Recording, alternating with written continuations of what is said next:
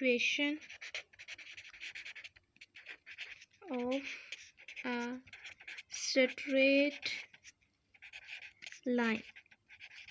यहाँ पे हम पढ़ेंगे equation of a straight line. अब हमारे पास स्ट्रेट लाइन की इक्वेशन क्या होती है? The equation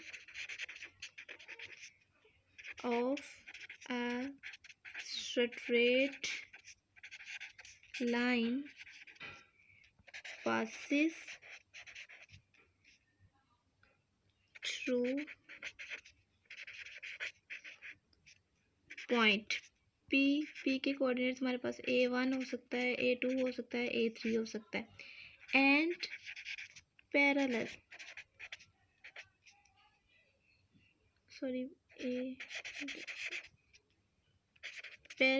two vector B। एक हमारे पास स्ट्रेट लाइन है जो कि पॉइंट्स है हमारे पास P और पैरेलल है वेक्टर B के, कैन बी एक्सप्रेस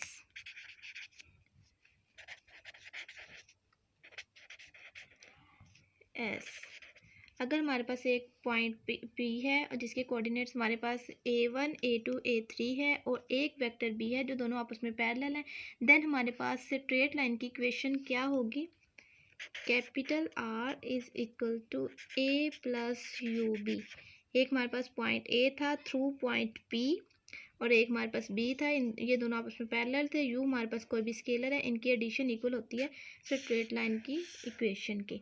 यहाँ पे हम इसको ग्राफिकली भी शो कर सकते हैं। अगर हमारे पास ये 3 डायमेंशनल स्पेस है, यहाँ हमारे पास ये X है, ये Y है, ये Z है, एक हमारे पास पॉइंट P था, यहाँ पे हमारे पास एक जो पोजीशन वेक्टर A है यहाँ पे, और एक हमारे पास यहाँ से B है।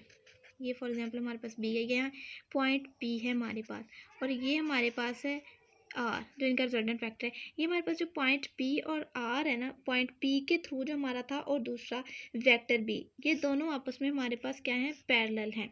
पैरेलल है तो इन दोनों का जो रिजल्टेंट है ये हमारे पास स्ट्रेट लाइन की इक्वेशन है जो कि इक्वल आता है A प्लस यू बी, और यहाँ पे U हमारे पास स्केलर है। और इस तरह हमारे पास इक्वेशन क्या आती है? सिंपली OR, यहाँ पे O है और ये हमारे पास यहाँ तक OR की जो इक्वेशन है वो इक्वल आ जाती है हमारे पास OP प्लस PR।